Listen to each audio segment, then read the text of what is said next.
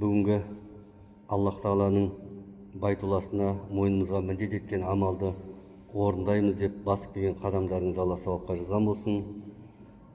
Құфтан намазының алдындағы өздеріңізбен танысып, оқып жүрген кітабымыз Ихсан рухани тәрбие негізі кітабындағы отанды сүю тақырыбы бүгін. Бүкіл тіршілік иелерін Аллах Тағала жер бетіне өмір сүру үшін ырзық несібесін беріп қойды. Ал енді Алла жаратқан жаратылыстың ішіндегі ең ұлығы, ең артығы адам баласы. Адам баласында бір адам атамен Хауа анадан өрбітіп, ұлттар мен ұлыстар қылып жаратты. Ал енді сол ұлттардың өздерінің тілі бар, әдет ғұрпы бар, діни сенім көзқарасы бар, атамекен жері бар, және де тарихы бар. Осы ұлттық құндылықтар. Осы құндылықтар толық болған уақытында әрбір ұлттың азаматы өзі мен пәленбай елдемін, пәленбай жердемін деп айта алады. Мінекей, сондықтан біз қазақ халқы Алланың хақ жолына түсіп, қаншама ғасырлар бойы ардақты пайғамбарымыз алейхиссалату вассаламның үмметі болу бақыты бұйырған екен.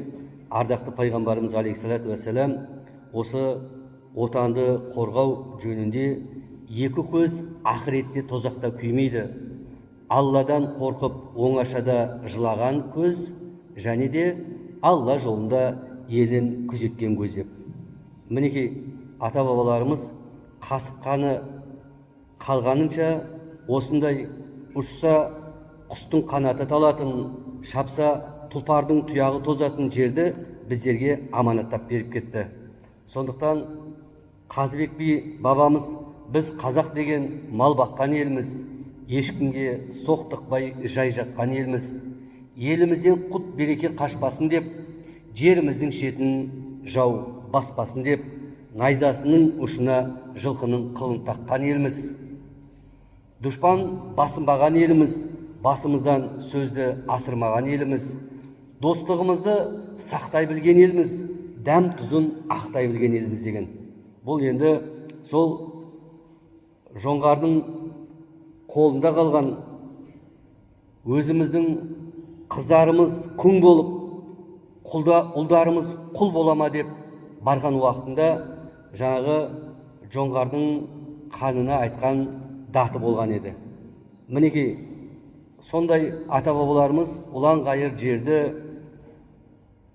аманаттап біздерге қалдырып кетті. Оңтүстігіміз бен солтүстігіміз, шығысымыз бен батысымыз, көрші мемлекеттермен шекарамыз шегенделіп, халықаралық құжатпен бекітілді. Бұл да біздің үлкен бақытымыз, нығметіміз. Сондықтан ардақты пайғамбарымыз алейхиссалату вассалам да өзінің туған жері Меккені қатты жақсы көріп, сол Меккеден өзінің бауырлары қуғынға ұшыратқан уақытында оған қарап тұрып, оны жақсы көретіндігін жеткізген еді. Меккеге жабырқау көңілмен өскен жерін қимай ұзақ қарап, сен мен үшін сондай қымбатсың, сүйіктісің, егерде мүшриктер қуып шығармағанда сенен басқа жерде тұрақтамас едім деген. Мінекей, ардақты пайғамбарымыз алейхиссалату вассалам да өзінің отанына деген, туған жеріне деген сондай бір қимастығын білдірген еді. Осында отырған бәріміздің де алақандай ауылымыз бар. Ауылдан шықтық, үлкен қалаға келдік. Ал енді сол ауылымызға деген сағынышымыз әрқайсымыздың өзімізге бір төбе. Ол мейлі көкарай шалғыны жоқ болсын, асқар тауы жоқ болсын, мейлі ол қандай жер болсын, шаңы бұрқырап жатқан, құмы желмен үйіліп жатқан, ыстығы бетке ұрып тұрған жер болса да, ол біздің туған жеріміз, ол бізге қатты ыстық.